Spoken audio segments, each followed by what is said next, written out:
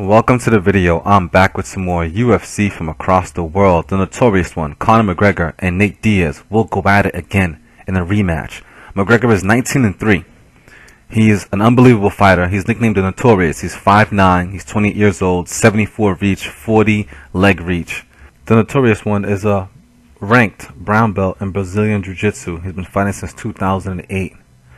His opponent, Nate Diaz, is a black belt in Brazilian Jiu-Jitsu. He's 20-10. His record speaks for itself. He has 13 wins by submission, 4 by knockout, 3 by decision. He's really dangerous. And Conor McGregor has 17 wins by KO, 1 by submission, 1 by decision. So these two, as you can see, one is a KO artist. McGregor's probably the best striker I've ever seen in mixed martial arts ever in my whole lifetime. And Nate Diaz, by far, is the most exquisite, impressive submission artist I've ever seen in all of mixed martial arts history. They both have fought in a lightweight and welterweight division. These two pound-for-pound greats put on fireworks in their first bout against each other. McGregor was aggressive. In the first 2 rounds, he landed amazing combinations. Some say he almost had a punch-perfect 8 minutes in his bout against Nate Diaz. However, Nate Diaz has the ability to overcome any storm. He has a lot of endurance and stamina, and he was able to endure what McGregor had and overcome that. Nate Diaz is smart. Once McGregor made a mistake, Nate Diaz capitalized. He used his grappling skills, wrapped McGregor up, and submitted him with a rear naked choke. The second bout between these two will be totally different. McGregor and Diaz will meet in the center of the octagon, and the steel cage will light on fire. These two will go at each other, very similar exchanges like they were in the first fight between the two. However, I believe that Nate Diaz will be more prepared.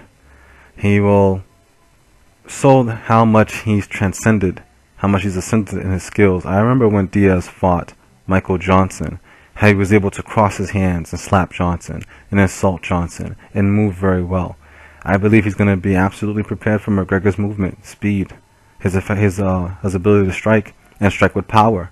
And Nate Diaz is a very confident, cocky fighter. So expect some taunting in this fight.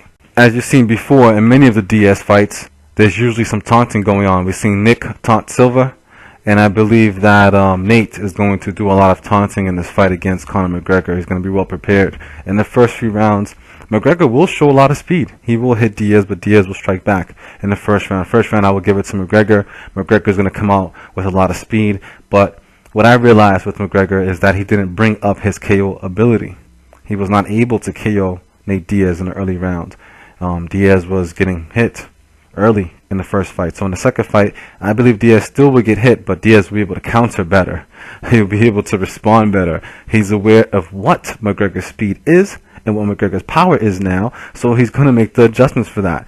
And McGregor is going to try to strike with Diaz and realize that Diaz is a better striker than he assumed that Diaz was. What McGregor's going to bring to the table totally differently than he did before is some grappling skills. He's definitely realized that, once Nate Diaz gets you in a submission move, it's hard for you to get out.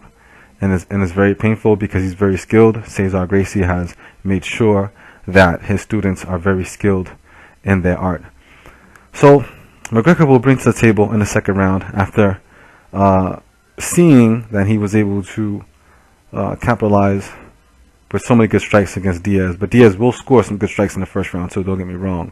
In the second round, he's going to try to go to the ground, but he's not going to stay on the ground. He's going to use takedowns. This is what Conor McGregor is going to do. He's going to use takedowns against Nate Diaz. He's not going to go into a submission type game. He's going to do similar to what Daniel Cormier did when he fought Bigfoot. So look for McGregor to score takedowns.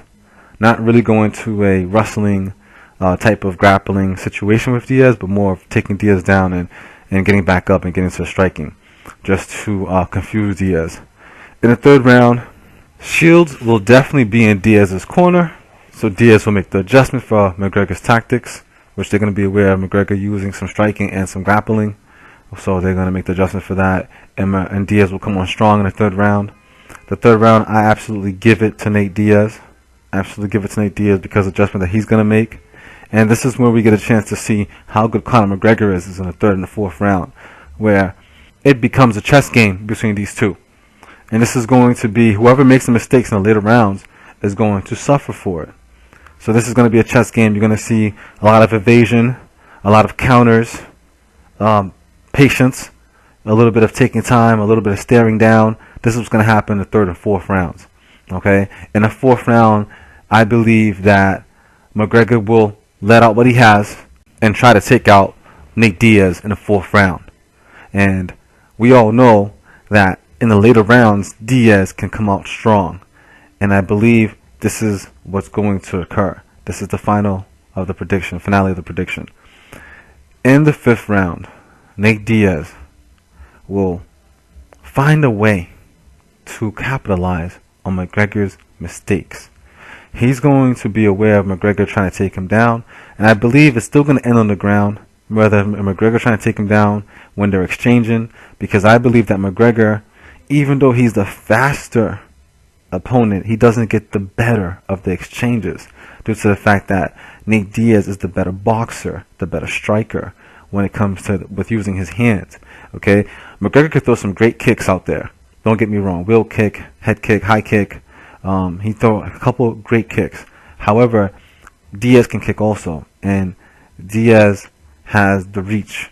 And with that, I believe Diaz is going to use his reach to capitalize against McGregor. And McGregor is going to have to grapple due to the fact he's going to be frustrated in the later rounds not being able to get to Nate Diaz. In this situation, Nate Diaz is going to capitalize. It could be a triangle, it could be a rear naked choke, it could be an arm bar. But I'm looking, based on what I've seen, I think he's going to go for a rear naked choke.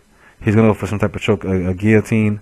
So I say Nate Diaz wins, fifth round submission via rear naked choke. Most likely, again, a rear naked choke. I believe that Conor McGregor, when he gives up that position, he's very vulnerable, and Nate Diaz will capitalize on that. Let me know in the comments below. Who do you believe is going to win between Conor McGregor and Nate Diaz too?